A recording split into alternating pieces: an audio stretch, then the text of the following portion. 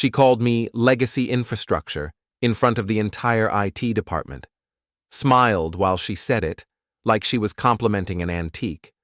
What she didn't know was that I'd spent 12 years building systems so critical that my resignation letter wasn't just a goodbye. It was a countdown timer to catastrophe. I am Jake Webb, 58 years old, and I have kept the trading platform at Meridian Financial running without a single critical failure for 4,183 consecutive days. I have watched CEOs come and go. I have survived 3 mergers, 2 recessions, and 1 ransomware attack that I stopped at 3 a.m. while everyone else slept. I thought my job was secure because I was essential. I forgot that essential and expendable look exactly the same to people who don't understand what they're looking at.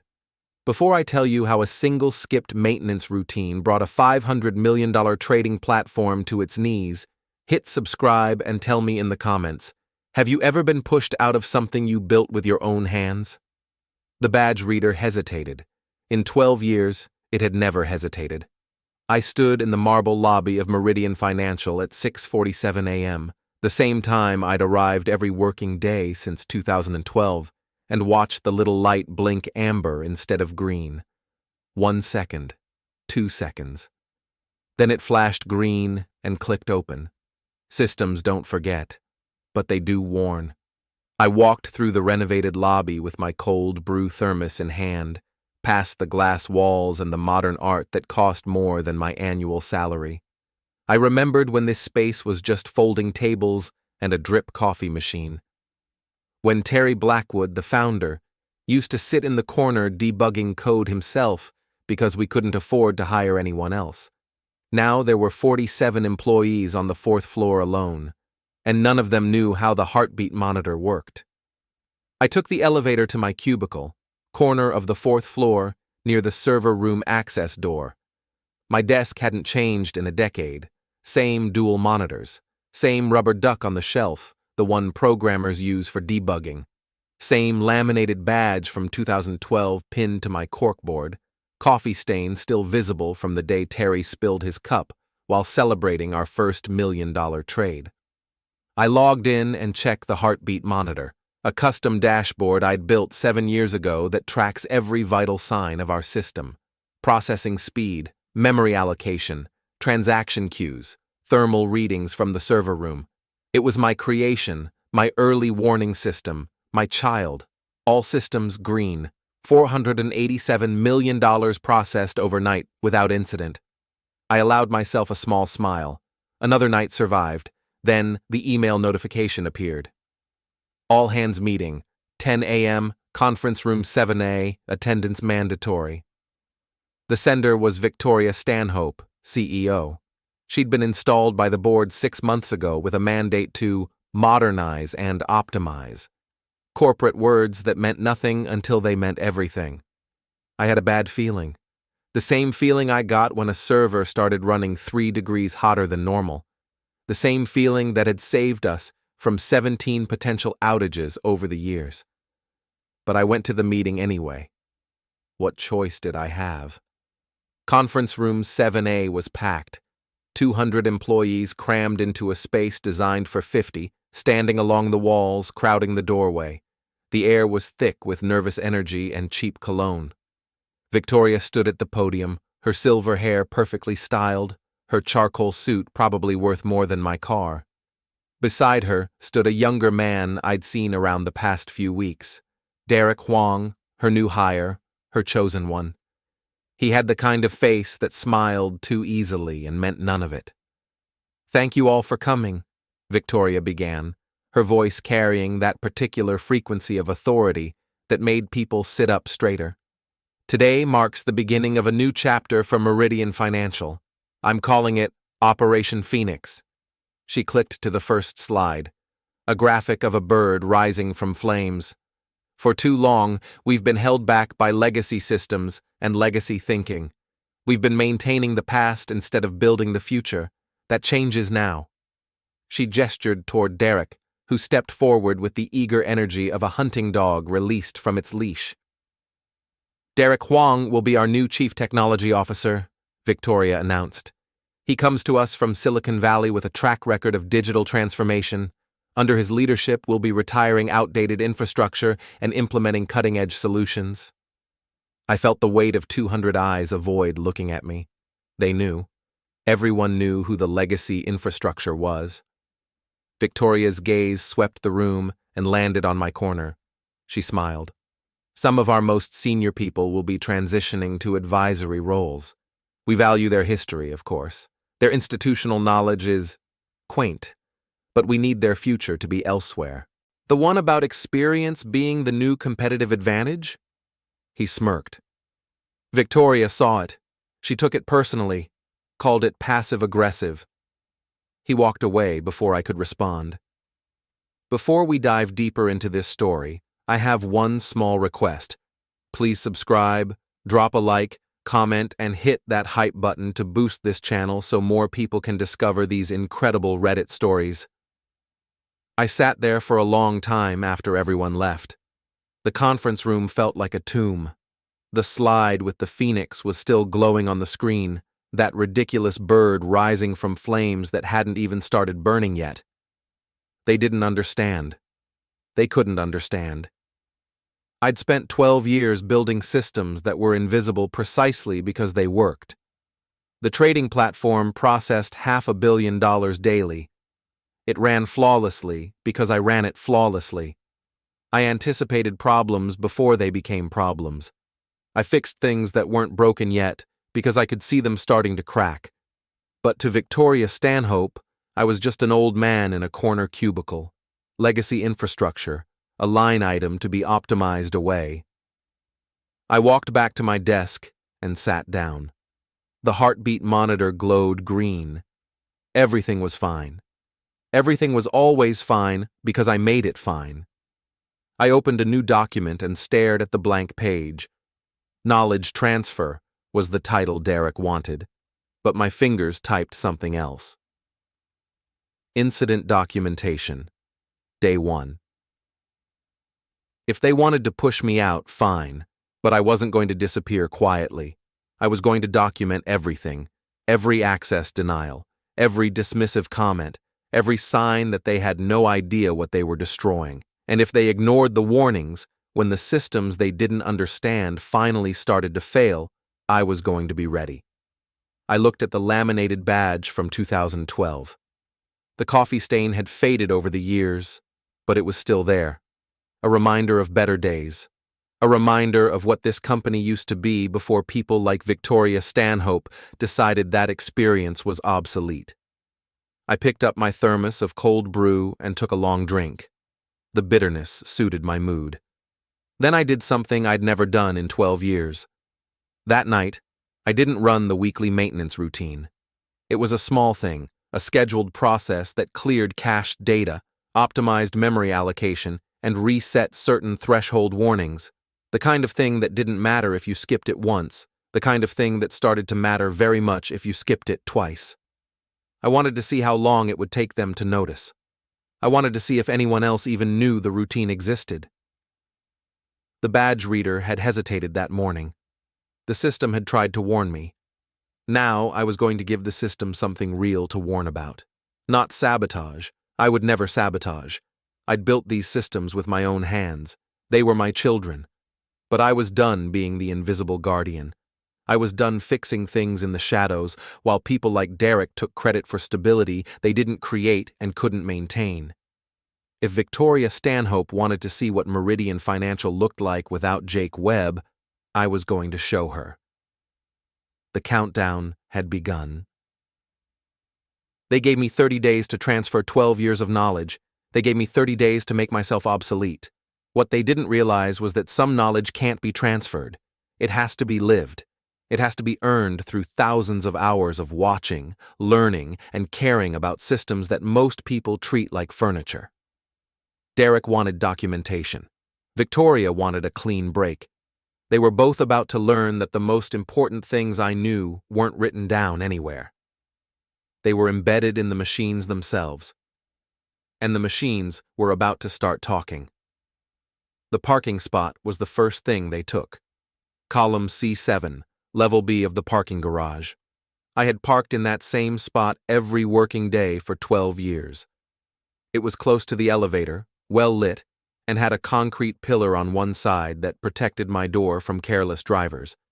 It wasn't assigned to me officially. Meridian didn't do reserved parking for anyone below VP level, but everyone knew it was mine. The security guards knew, the cleaning crew knew, even the CEO before Victoria knew.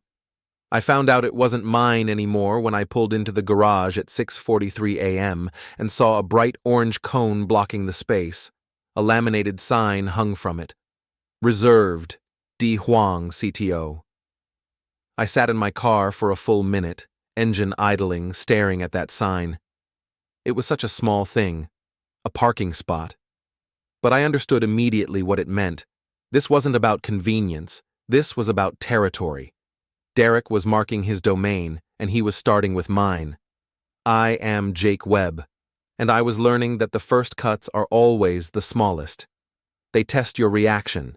They measure your resistance.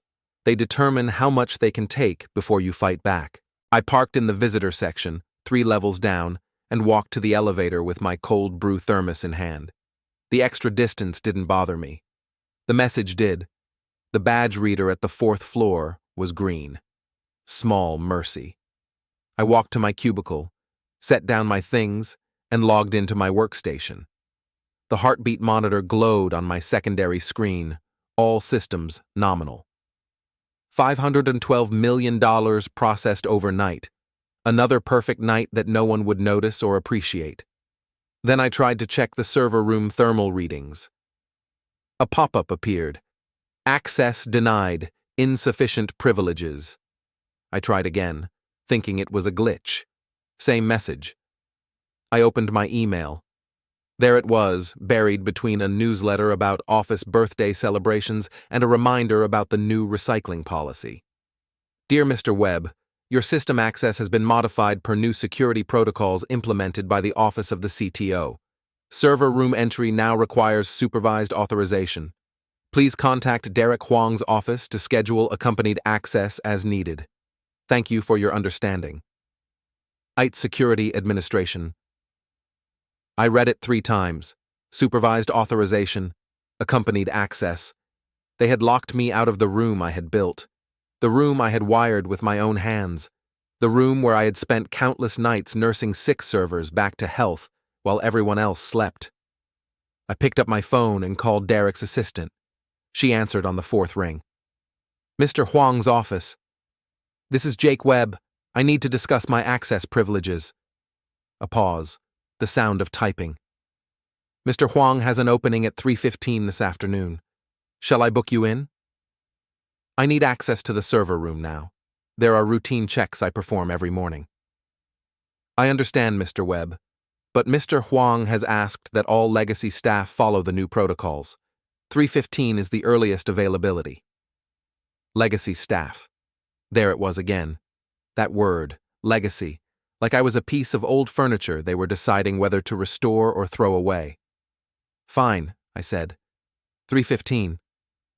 I hung up and stared at the heartbeat monitor. The systems were running perfectly. They always ran perfectly. But I could see the maintenance queue building. Small tasks I normally handled automatically, now sitting untouched because I couldn't access the tools to address them. Little problems that would become medium problems that would become catastrophic problems if left unattended long enough. The countdown had begun 2 days ago when I skipped the weekly maintenance routine. Now it was accelerating.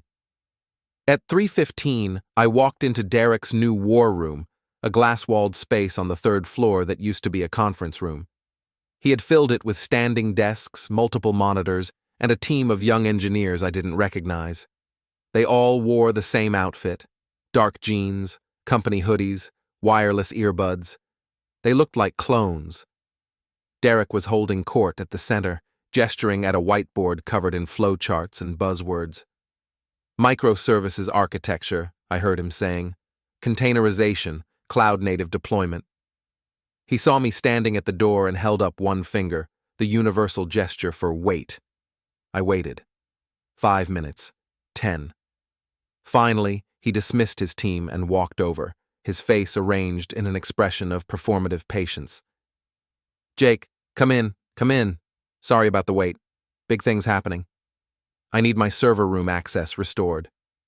He tilted his head, as if I had said something amusing. Right. The access thing. Look, I understand this feels like a change, but we're implementing new security protocols, zero trust architecture. It's industry standard now. I've had unrestricted access for 12 years. And that's exactly the problem. He leaned against a standing desk, crossing his arms. 12 years of accumulated privileges that no one ever audited. Do you know how many attack vectors that creates? One compromised credential, and the whole system is vulnerable. My credentials aren't compromised. How would you know? He smiled. It wasn't a friendly smile. That's the thing about security, Jake. The threats you don't see are the ones that get you. I looked at his whiteboard. The flowcharts didn't connect to anything real. The architecture he was proposing would take 3 years to implement and would break half our existing systems in the process. "I need to run maintenance routines," I said. "The memory allocation is drifting. The transaction queue needs optimization. These are daily tasks." "Document them," Derek said, waving his hand dismissively. "Write up the procedures and my team will handle it." "Your team doesn't know the systems." "Then teach them. Isn't that what knowledge transfer is all about?" He checked his phone, already losing interest in the conversation. "Look, Jake, I know change is hard, but Victoria brought me in to modernize this place. That means new processes, new protocols, new ways of thinking. You can either adapt or—" He let the sentence hang. "Or what?" He looked up, his eyes cold. "Or transition gracefully. Your choice." I left his office without another word. There was nothing more to say. The message was clear. Cooperate with your own obsolescence, or be pushed out faster. I returned to my cubicle and found something waiting for me. A yellow sticky note attached to my monitor. Someone had written a single word in black marker. Legacy. The word was crossed out with a thick red X. I peeled it off and examined it. No signature, no indication of who had left it. But the message was unmistakable. Someone wanted me to know that I was being erased. I opened my desk drawer and placed the sticky note inside, next to the laminated badge from 2012. Evidence, documentation. The habit of a man who had learned that memories fade but paper doesn't. Then I opened a new document and began typing. Not the knowledge transfer Derek wanted, something else. A record of everything that was happening. Dates, times, access denials, parking reassignments, anonymous notes. If they were going to push me out, I was going to make sure there was a trail. That evening, I stayed late. The office emptied around me, the new hires leaving at 6 p.m. sharp, the veterans drifting out by 7, the cleaning crew arriving at 8. I sat in the growing darkness of my cubicle, watching the heartbeat monitor, waiting. At 9:47 p.m., my phone buzzed, a text from a number I didn't recognize. "Jake, meet me in legal tomorrow, 7 a.m. Come alone. Don't respond to this message." I stared at the screen for a long moment. Then I deleted the text and put my phone away. Someone else was watching. Someone else was keeping track. The question was whether they were friend or enemy. I looked at the heartbeat monitor one last time. Still green, still perfect. But underneath the surface, I knew the pressure was building. 3 days without maintenance now. The system was patient, but systems have limits.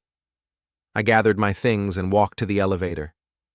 The building was silent except for the hum of the servers 3 floors below, the heartbeat I could no longer touch. In the parking garage, I passed column C7. Derek's Tesla was there now, gleaming under the fluorescent lights, parked in my spot like a trophy. I walked to the visitor section, got in my car, and drove home through empty streets. Tomorrow I would meet whoever sent that text. Tomorrow I would find out if I was alone in this fight. But tonight, I sat in my kitchen with a glass of whiskey and thought about what Derek had said. Adapt or transition gracefully. He didn't understand. I had spent 12 years adapting. I had learned every new system, mastered every new protocol, survived every organizational change. I had adapted more times than he had job titles, but there was a difference between adapting and surrendering, between evolving and being erased. They wanted my knowledge in 30 days. They wanted me to pour 12 years of experience into documents that would be filed and forgotten. They wanted me to train my replacements and then disappear quietly, like I had never existed. I took a long drink of whiskey and looked at my reflection in the dark kitchen window. They had taken my parking spot. They had taken my server room access. Tomorrow, they would try to take something else. But they had made one critical mistake. They had given me 30 days. 30 days to document. 30 days to observe. 30 days to understand exactly how dependent they were on systems they didn't comprehend. I finished my whiskey and went to bed. The maintenance routine I had skipped was now 4 days overdue. The cascade warnings would start appearing soon, small at first, then larger. And when the systems finally started screaming for attention, Derek's whiteboard flowcharts wouldn't save him. Only I could save him. The question was whether I would choose to. They thought they were removing a piece of old furniture. They didn't realize they were pulling the pin on a grenade. The server room was 4 days without maintenance. The systems were still green, for now, but I had built those systems. I knew their rhythms. I knew their breaking points. And I knew that somewhere in the basement of this building, a countdown was running that no one else could see. The meeting in legal was in 10 hours. Someone wanted to talk. Someone who was watching what they were doing to me. I didn't know yet if they were an ally or another trap, but I was about to find out. The legal department was empty at 6:47 a.m. I walked through the darkened corridor past closed office doors and silent conference rooms, following the glow of a single light at the end of the hall. Roz Okafor was waiting for me. She stood in her doorway, silhouetted against the fluorescent light of her office, one hand raised in a gesture that said, "Stop." She looked both ways down the corridor, then pulled me inside and closed the door with a soft click. I am Jake Webb, and I was about to learn that I wasn't the only one building a case. Roz's office was cramped and overflowing with files. Bankers' boxes lined the walls, stacked 3 high, each one labeled with case numbers and dates going back decades. The air smelled of old paper and cold coffee. A single desk lamp cast harsh shadows across her face. She didn't waste time with pleasantries. "Sit," she said, pointing to a chair across from her desk, "and don't say anything until I'm finished." I sat. She remained standing, pacing behind her desk like a lawyer preparing for closing arguments. "I've been at this company for 23 years, she began. "I've watched 3 CEOs come and go. I've survived 4 reorganizations. I've seen good people pushed out and bad people promoted, and I've kept my mouth shut because that's what survivors do." She stopped pacing and looked directly at me. "But what they're doing to you, Jake, what Victoria is doing, it's not just wrong, it's illegal, and I'm done being quiet." She reached into her desk drawer and pulled out a flash drive. It was small, black, unremarkable. She slid it across the desk toward me. "Don't open this on company Wi-Fi," she said. "Don't tell anyone I gave it to you, and for God's sake, don't lose it." "What is it?" "Evidence." She sat down heavily in her chair. "Personnel committee minutes from the last 6 months, Victoria's compensation package details, email threads between her and Derek about the modernization timeline." I picked up the flash drive. It was lighter than a bullet, but I suspected it would do more damage. "Why me?" I asked. "Why now?" Roz was quiet for a moment. When she spoke again, her voice was softer, more personal. "My husband was pushed out of his company 3 years ago. He was 54, 31 years of service. They called it restructuring. They called him redundant. They gave him a cardboard box and a security escort." She paused. "He hasn't been the same since. Depression, anxiety, he doesn't sleep, he doesn't laugh. They didn't just take his job, Jake. They took his identity. She looked at me with eyes that had seen too much corporate cruelty. I won't watch it happen again. Not to you, not to anyone. I turned the flash drive over in my fingers. What's on here specifically? Victoria's bonus structure. Her transformation bonus is $2.3 million, tied directly to cost reduction targets. Roz leaned forward. Translation. Every senior employee she terminates saves the company money and accelerates her personal payout. You're not being pushed out because you're obsolete, Jake. You're being pushed out because you're expensive. The pieces clicked together. It wasn't about modernization. It wasn't about fresh thinking. It was about money. Victoria was harvesting the senior staff to fund her golden parachute. There's more, Roz continued. The Personnel Committee minutes include direct quotes from Victoria about employees over 50. She called them culture risks. She said they were institutionalized and would contaminate the new hires with legacy thinking. She said that in a formal meeting? She said it in a formal meeting that she thought would never be reviewed. Roz's smile was grim. She forgot that legal keeps records of everything. I pocketed the flash drive. What do you want me to do with this? Build your case. Document everything. And when the time is right, use it. She stood up and walked to the door, checking the hallway before opening it. But be careful, Jake. She's not stupid. She's just arrogant, and arrogant people are dangerous when cornered. I spent the next 4 hours in my truck, parked 2 blocks from the office, reviewing the files on my personal laptop. Roz wasn't exaggerating. The evidence was damning. Victoria's compensation agreement spelled out the transformation bonus in clinical detail. $2.3 million paid in 3 installments, $500,000 upon completion of Phase 1, infrastructure assessment, $800,000 upon completion of Phase 2, personnel optimization, and $1 million upon completion of Phase 3, system migration. The timeline was aggressive, 18 months to complete all 3 phases. Personnel optimization. Corporate speak for mass termination. I cross-referenced the Personnel Committee minutes with the company directory. Every employee Victoria had flagged as a culture risk was over 50. Every one of them was in a senior position with institutional knowledge that couldn't be easily replaced. Every one of them was expensive. I was on the list. So was Roz. So were 14 other people I'd worked with for over a decade. Derek's emails were worse. He had been corresponding with Victoria about knowledge transfer acceleration, their term for squeezing every last drop of information from senior employees before discarding them. One email stood out. The Webb situation requires careful handling. He knows too much about the legacy systems. We need his documentation, but we don't need him.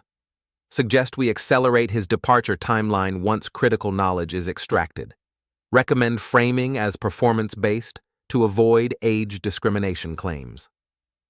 Performance-based. They were going to manufacture a reason to fire me. They were going to take my knowledge and then claim I wasn't performing.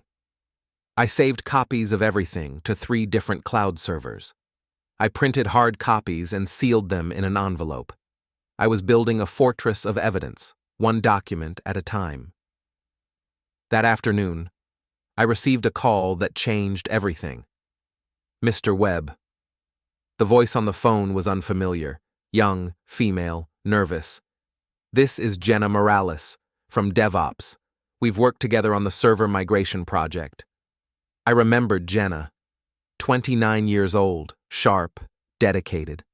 One of the few young engineers who actually wanted to learn how the systems worked, not just how to replace them. What can I do for you, Jenna? I need to talk to you, not here, not on company phones. Her voice dropped to a whisper. They're asking me to do something, Mr. Webb, something that doesn't feel right. We agreed to meet at a coffee shop 3 blocks from the office. She arrived looking like she hadn't slept in days, dark circles under her eyes, hair pulled back in a messy ponytail, hands wrapped around a cup of tea she wasn't drinking. They want me to change the maintenance logs, she said without preamble. Derek's team. They want me to backdate entries to make it look like the systems have been maintained on schedule. My blood ran cold. The systems haven't been maintained on schedule? Not since you lost access.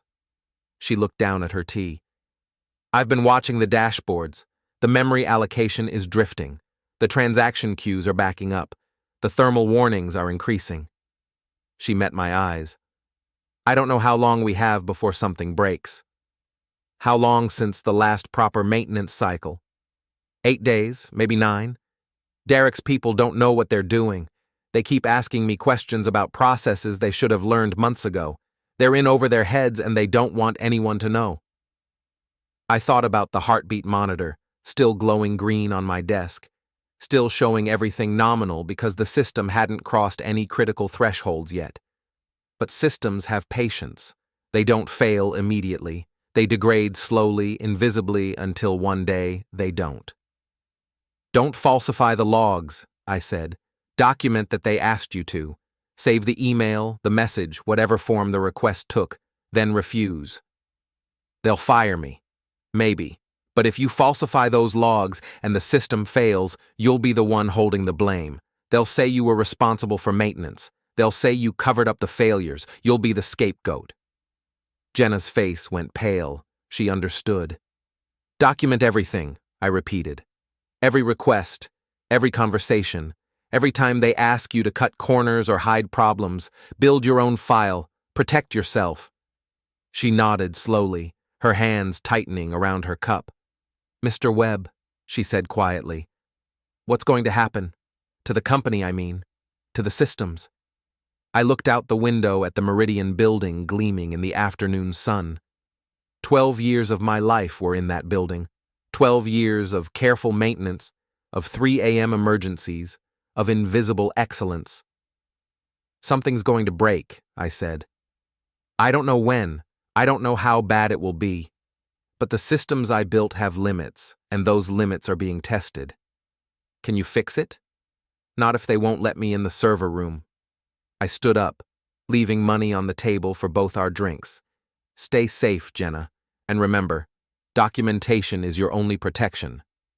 That evening, my phone buzzed with a message from an unknown number, a link to a document, nothing else. I opened it on my secure laptop. It was Victoria's presentation for the upcoming board meeting. Her strategy slides, her talking points, her plan to blame the inevitable system failures on legacy infrastructure inadequacies and insufficient documentation by departing personnel. She was going to blame me. When the systems failed, and she was planning for them to fail, she was going to use my termination as proof that the old guard was incompetent. She was going to sacrifice me to cover her own incompetence.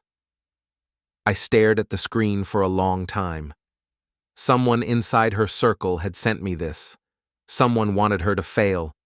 I didn't know who, I didn't know why, but I knew that I now held the blueprint for her attack. I saved the document. I added it to my evidence vault. And I began planning my defense. The maintenance backlog was now 9 days. The cascade warnings would start appearing soon. Victoria wanted to use the failure against me.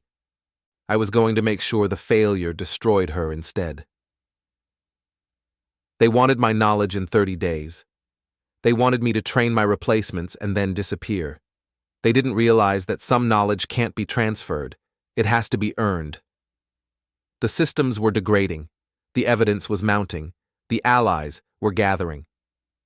And somewhere in a corner office on the 12th floor, a woman who thought she was building an empire was actually building a trap. She just didn't know she was standing in the middle of it. 9 days without maintenance. The countdown was accelerating. But I had something she didn't have. I had patience. I had documentation. And I had people who remembered what loyalty meant. The reckoning was coming. And when it arrived, Victoria Stanhope was going to learn the hardest lesson of her career. You don't fire the man who knows where the bodies are buried. You don't fire the man who built the cemetery. You negotiate. You listen. You learn. Or you burn. The grind coffee shop smelled like burnt espresso and desperation. I arrived at 6:43 a.m. 14 minutes early, because punctuality is predictability, and predictability gets you killed. I took the corner booth with my back to the wall and ordered black coffee I had no intention of drinking. Terry Blackwood walked in at exactly 7:02 a.m. He looked older than I remembered. The founder of Meridian Financial had aged a decade in the 2 years since he'd stepped back from daily operations. His hair had gone completely white, and he walked with the careful gait of a man who had learned that the world was full of uneven surfaces. But his eyes were still sharp, still calculating, still the eyes of the man who had built a trading empire from a rented office and a dream.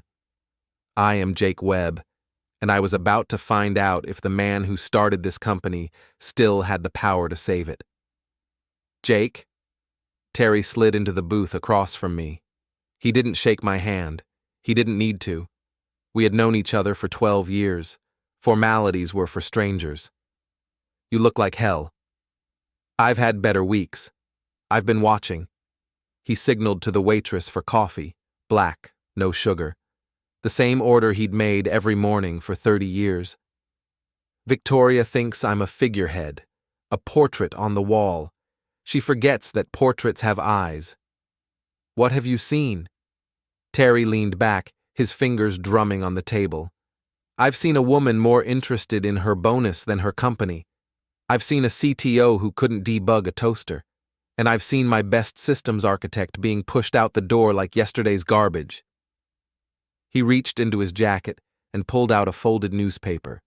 It was the Wall Street Journal, 3 days old. He spread it on the table between us, pointing to a small article in the business section.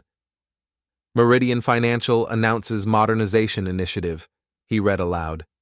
CEO Victoria Stanhope promises 40% cost reduction in 18 months. He looked up at me. You know what 40% cost reduction means, Jake? Bodies. Bodies. Terry nodded grimly. Senior bodies. Expensive bodies. Bodies with institutional knowledge that can't be replaced. He folded the newspaper and put it away. Bodies like yours. I pulled out the flash drive Roz had given me. I slid it across the table. What's this? Evidence. Personnel committee minutes, compensation agreements, email threads between Victoria and Derek about knowledge transfer acceleration. I paused. They're building a termination case against me. They're going to manufacture a performance issue and use it to fire me before I can present any of this to the board. Terry picked up the flash drive, turning it over in his fingers. How long do you have? The audit is Friday, same day as Victoria's board presentation. And the systems? The ones you've been maintaining for 12 years? I hesitated. This was the moment of truth. The moment where I either trusted Terry Blackwood completely or walked away with my secrets intact. The systems are degrading, I said quietly. There's a maintenance routine that has to run weekly. It's been 11 days.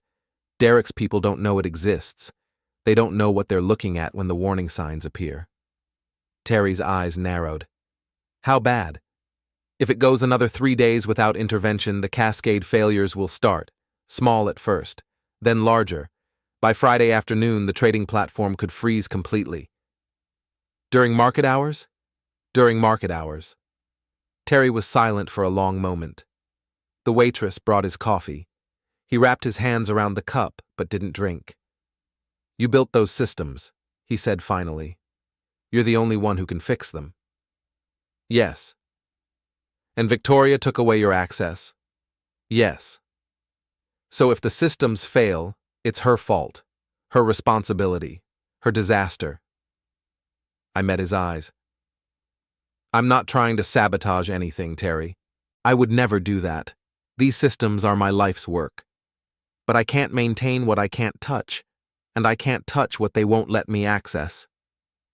Terry nodded slowly. I believe you. He took a sip of his coffee. The board meets Friday at 9 a.m. Victoria's presenting her transformation plan, cost savings, new technology, the whole dog and pony show. I know.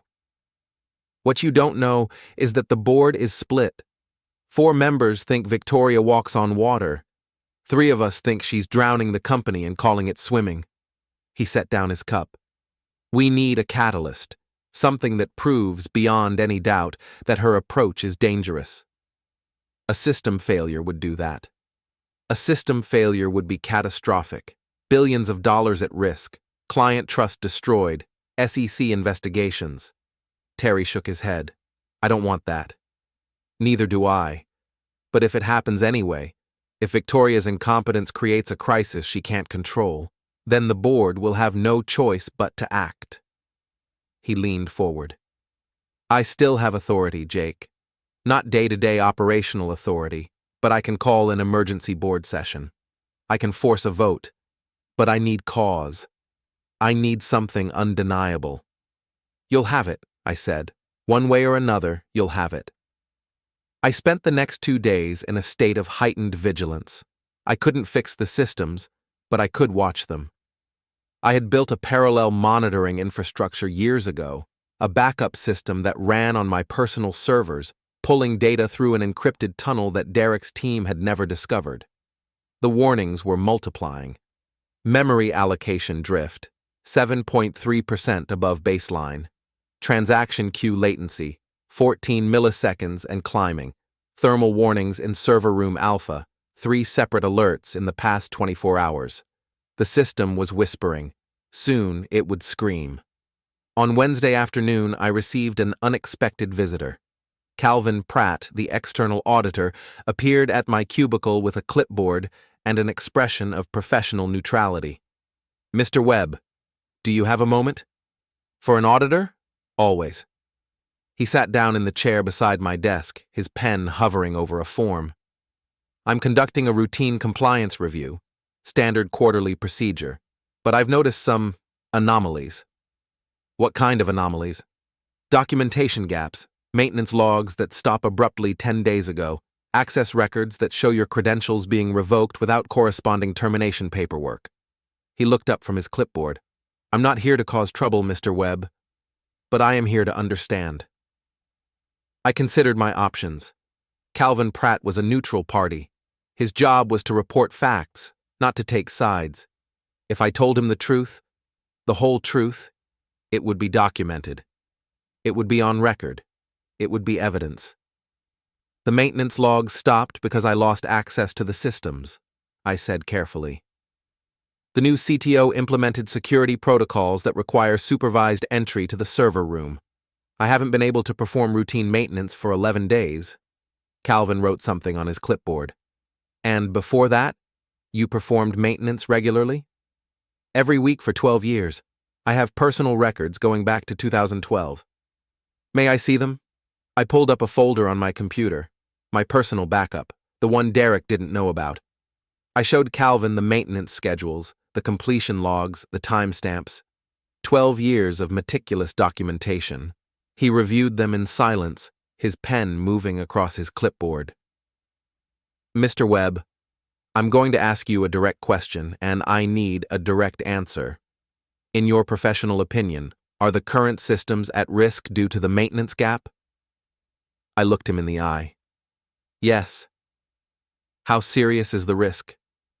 If the maintenance isn't performed in the next 48 to 72 hours, there's a significant probability of cascade failure. Memory overflow, thermal runaway, transaction queue collapse. Any one of those could freeze the trading platform. Calvin wrote something else. Then he closed his clipboard. Thank you for your candor, Mr. Webb. My report will reflect what you've told me. He stood up. For what it's worth, I've been doing this job for 20 years. I've seen a lot of companies make a lot of mistakes. This feels like one of the big ones. He left without another word. That evening, I received an email from Derek Huang. The subject line read, Security violation. Immediate attention required. Mr. Webb, our security team has detected unauthorized external access to company systems originating from IP addresses associated with your personal residence. This constitutes a serious breach of company policy and potentially federal law. You are hereby suspended pending investigation. Please surrender your badge and company laptop to HR by 9 a.m. tomorrow. Do not attempt to access any company systems or facilities. This matter will be addressed at Friday's disciplinary hearing. Derek Huang, Chief Technology Officer. I read the email 3 times.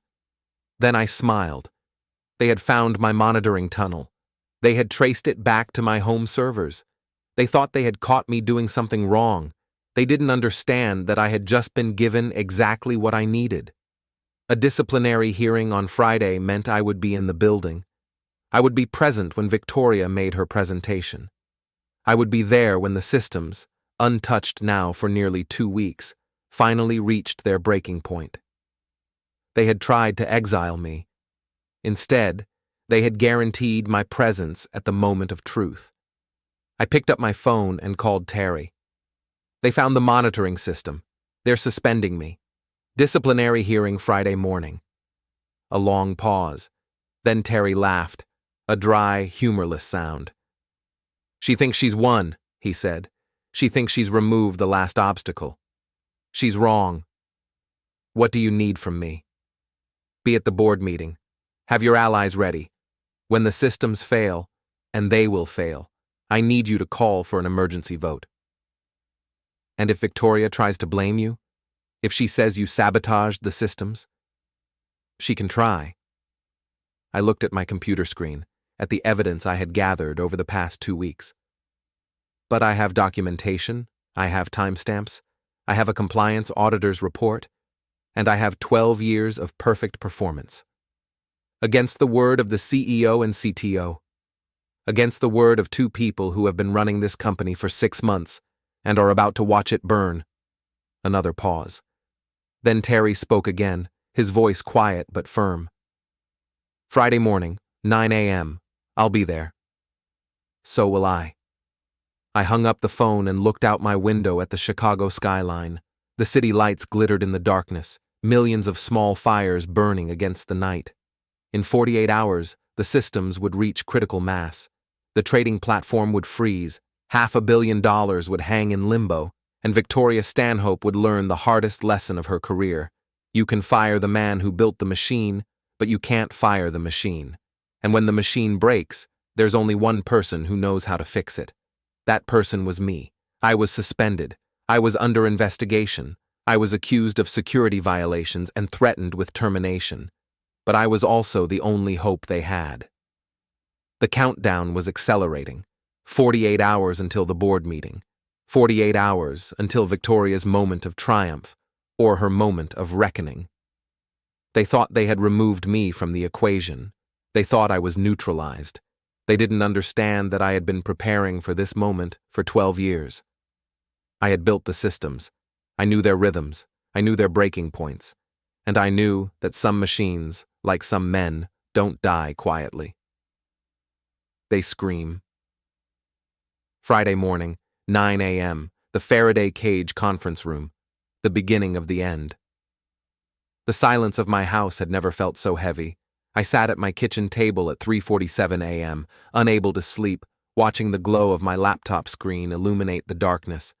The external monitoring system I had built years ago was still running, still pulling data through the encrypted tunnel they hadn't managed to close yet. The numbers told a story of impending disaster. I am Jake Webb, and I was watching the system I had built with my own hands slowly die from neglect. Memory allocation drift had reached 12.4% above baseline. The transaction queue latency was now averaging 23 milliseconds, nearly double what it should be. The thermal warnings in server room Alpha had triggered 17 times in the past 6 hours. Each warning was a heartbeat. Each heartbeat was weaker than the last. 13 days without maintenance. The cascade threshold was approaching. I closed my laptop and walked to the window. The street outside was empty, the houses dark, the world asleep. Everyone dreaming their small dreams while $500 million hung by a thread they couldn't see. My phone buzzed on the table. A text from Jenna Morales. They asked me again, told me to backdate the maintenance logs to cover the gap. I refused. Derek said there would be consequences. I typed back, "Did you document it?" Everything. Emails, timestamps, screenshots of the original logs before they tried to modify them. Good. Keep copies somewhere safe, not on company servers. Already done. Cloud backup and a hard copy at my apartment. I stared at her message for a long moment. 29 years old, 3 years at the company. She had every reason to protect herself by going along with Derek's demands. Instead, she had chosen integrity over safety. There was hope for the next generation after all. I spent the morning organizing my evidence, every document, every email, every timestamp. I arranged them in chronological order, creating a narrative that even a board member with no technical knowledge could follow. Day 1. Victoria announces Operation Phoenix. I am labeled Legacy Infrastructure. Day 2. My parking spot reassigned to Derek. Day 3. Server room access revoked. Day 5. Personnel committee minutes reveal age discrimination language. Day 7. Jenna Morales reports pressure to falsify maintenance logs. Day 9. External auditor Calvin Pratt documents system vulnerabilities. Day 11. Derek accuses me of security violation for monitoring systems they couldn't maintain. Day 13. Today. The day before everything changes. I printed multiple copies. I stored them in different locations. I uploaded encrypted versions to 3 separate cloud servers. If they tried to destroy the evidence, they would fail. I had learned long ago that redundancy isn't paranoia. It's survival. At 2 p.m., my phone rang. A number I didn't recognize. "Mr. Webb?" A woman's voice, young and nervous. "This is Sarah from HR. I'm calling to confirm your disciplinary hearing tomorrow at 9 a.m. I'll be there. You understand that you're to surrender your badge and laptop before the hearing?" "I understand what you've asked." A pause. "Mr. Webb, I shouldn't be saying this, but—" Her voice dropped to a whisper. "They're planning something. Victoria and Derek. I overheard them talking about making an example, about sending a message to the other senior staff." "What kind of message?" "Termination for cause. Security violation. They want to deny your severance. They want to make it look like you tried to sabotage the systems." I closed my eyes. It was worse than I had thought. They weren't just pushing me out. They were trying to destroy me. To take everything I had built and turn it into evidence of my own incompetence. "Thank you, Sarah. I appreciate the warning. I hope you know what you're doing, Mr. Webb. A lot of us are rooting for you." She hung up before I could respond. That evening, I did something I rarely did. I called my son. Simon answered on the 3rd ring. The background noise told me he was somewhere busy, his office at Google, probably, surrounded by the kind of young engineers who thought 30 was old and 50 was ancient. "Dad? Everything okay?" "I'm fine. Just wanted to hear your voice." A pause. Simon knew me too well to believe that. "What's happening, Dad?" I told him. Not everything, not the technical details or the legal strategies, but enough. The dismissal, the humiliation, the suspension, the hearing tomorrow. He listened, without interrupting. When I finished, the silence stretched for a long moment. "They're idiots," he said finally. "Anyone who's worked with you for 5 minutes knows you're irreplaceable." "Everyone's replaceable, son. That's what they teach in business school." "Business school is wrong." His voice hardened. "Dad, you built that company. You kept it running when everyone else was asleep. You don't owe them anything." "I owe myself," I said quietly. "I owe myself the truth. Whatever happens tomorrow, I need to know I didn't surrender. I didn't roll over. I fought." "You always fight. That's what I learned from you." I felt something loosen in my chest, something I had been carrying for weeks without realizing it. "I love you, son." "I love you too, Dad. Call me tomorrow. Let me know how it goes." "I will." I hung up and sat in the darkness of my kitchen, thinking about all the things I had built in my life, the systems, the career, the family. Some of them were being taken from me. Some of them never could be. At 11 p.m., I drove to the office one last time. The parking garage was empty. The building was dark except for the security lights and the faint glow from the server room windows. I parked in the visitor section. My old spot, column C7, was still marked with Derek's name, and walked to the glass entrance. My badge didn't work anymore. Of course it didn't. I stood outside, pressing my hand against the cold glass, looking at the building where I had spent 12 years of my life. Through the windows, I could see the fourth floor, my cubicle, the heartbeat monitor that would be glowing red by now, screaming warnings that no one understood. The rubber duck on the server rack that I had placed there as a joke 7 years ago. I wasn't saying goodbye. I was saying, I'll be back. I returned home at midnight. I laid out my clothes for tomorrow. The same dark suit I wore to important meetings, the same blue tie my wife had given me before she passed, the same polished shoes I had worn the day Terry Blackwood hired me 12 years ago. I set 3 alarms. I packed my briefcase with copies of every piece of evidence.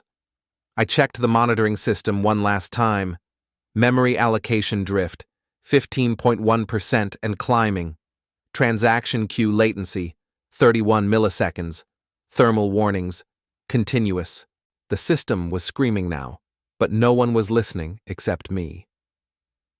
I turned off my laptop and lay down in the darkness, staring at the ceiling.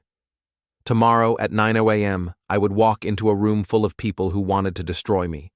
I would face accusations I hadn't earned and defend a career I had built with my own hands. And at some point, maybe during the hearing, maybe during Victoria's triumphant board presentation, the systems would finally break. The trading platform would freeze, $500 million would hang in limbo, and they would come to me. They would have to come to me, because I was the only one who could fix what they had broken. I closed my eyes and waited for morning. The phone rang at 6 a.m. Terry Blackwood. "It's happening," he said. "The early morning Asian markets interface is showing latency spikes. The European feeds are queuing instead of processing." "How bad?" "Not catastrophic yet, but the board is nervous. Victoria is trying to spin it as routine fluctuations." "It's not routine. The cascade has started." "I know." Terry's voice was grim. "Be ready, Jake. When this thing breaks wide open, you're going to be the most important person in that building." "I'll be ready." I hung up and looked at myself in the bathroom mirror. The face staring back was tired, older than I remembered, but the eyes were clear. 13 days of patience, 13 days of documentation, 13 days of watching them destroy what I had built. Today, the bill came due. I put on my suit. I picked up my briefcase. I walked out the door into the gray morning light. The disciplinary hearing was in 3 hours. The board meeting was in 4. The system collapse was somewhere in between. And I, Jake Webb, legacy infrastructure, obsolete relic, institutional knowledge they couldn't wait to discard. I was about to become the most valuable person at Meridian Financial. Not because I had sabotaged anything, not because I had planned this, but because I had simply stopped protecting them from the consequences of their own arrogance. They wanted me gone in 30 days. They wanted my knowledge extracted and my presence erased. They didn't understand that some knowledge can't be extracted. It has to be earned. It has to be lived. It has to be respected. The systems were failing. The cascade had begun. And somewhere in a glass tower on Michigan Avenue, a woman who had called me legacy was about to discover what that word really meant. It meant foundation. It meant history. It meant the thing you stand on when everything else crumbles. I had been their foundation for 12 years. They had kicked it out from under themselves. Now they were about to fall. The boardroom doors opened at 8:57 a.m. I walked in wearing the same dark suit I had worn the day Terry Blackwood hired me 12 years ago. The same blue tie my late wife had given me. the same polished shoes that had carried me through countless crises no one else remembered. Victoria Stanhope was already seated at the head of the table, her presentation slides glowing on the screen behind her. Derek Huang sat to her right, tablet in hand, looking like a man who had rehearsed his confidence in a mirror. The board members filled the remaining seats, 8 faces, some familiar, some hostile, all watching me enter like I was a defendant walking into his own trial. I am Jake Webb, and I had waited 13 days for this moment. Mr. Webb, Victoria's voice cut through the murmur of conversation. You're here for the disciplinary hearing. That's in conference room B. This is a board meeting. I'm aware. I walked to the empty chair at the far end of the table, directly across from her. I was invited. She turned to Terry Blackwood, who sat in the corner with the quiet patience of a man holding a winning hand. Terry, what is this? The board has the right to hear from all relevant parties before making decisions that affect company operations. Terry's voice was calm. Mr. Webb is a relevant party. Before Victoria could respond, her phone buzzed. Then Derek's tablet lit up with notifications. Then every phone in the room began vibrating in a chorus of urgent alerts. The first cascade failure had begun. Derek grabbed his tablet, his face draining of color as he scrolled through the alerts. The trading platform is showing critical errors. Transaction queues are backing up. We're losing connectivity to the European feeds. Victoria stood up, her composure cracking. Fix it. That's your job. Fix it now. I can't. The system is... Derek was scrolling frantically. I don't understand what's happening. The architecture shouldn't... The memory allocation buffer overflowed, I said quietly. Every head in the room turned toward me. The transaction queue is trying to write to storage that doesn't exist anymore. The thermal warnings you've been ignoring for 6 days finally triggered an automatic throttle. Your servers are protecting themselves from the damage your neglect caused. Victoria's eyes narrowed.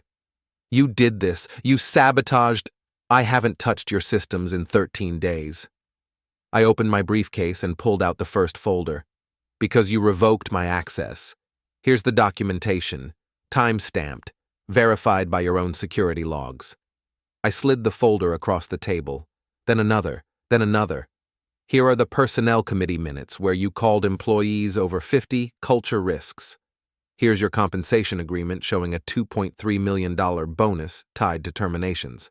Here's the email where Derek instructed a junior engineer to falsify maintenance logs to cover the gap your policies created. The board members were reading now, flipping through pages, their expressions shifting from confusion to concern to anger. And here, I pulled out the final folder, is the external auditor's preliminary report, documenting that I warned your CTO about the maintenance backlog 11 days ago and was denied access to address it. Victoria's mouth opened, but no words came out.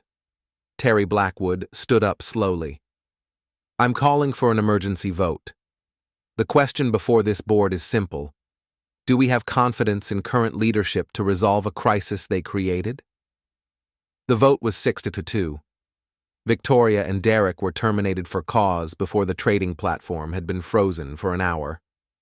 I fixed the systems in 4 hours. Memory buffers cleared, transaction queues flushed, thermal management restored. By market close, every pending trade had processed. No client lost $1. The board offered me the CTO position. I declined. Instead, I accepted a role as senior technical advisor. Part-time hours, full authority over infrastructure decisions, veto power over any technical hire. And Jenna Morales, the 29-year-old who refused to falsify logs, was promoted to lead the server team under my guidance.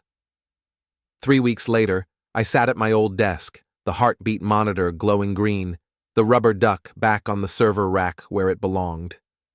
My phone buzzed, a LinkedIn notification. Victoria Stanhope had updated her profile. Open to new opportunities, passionate about digital transformation. I smiled and closed the app. Some lessons can't be taught in business school. Some knowledge can't be transferred in 30 days. And some people have to learn the hard way that experience isn't a liability to be optimized away. It's the foundation everything else stands on. Kick it out, and you fall. They called me legacy infrastructure. They called me obsolete. They gave me 30 days to make myself disappear. In the end, they were the ones who disappeared. And I'm still here, still watching the monitors, still keeping the heart of this company beating. That's what legacy means. If you've ever been underestimated, hit subscribe. The quiet ones are always watching, and we always remember.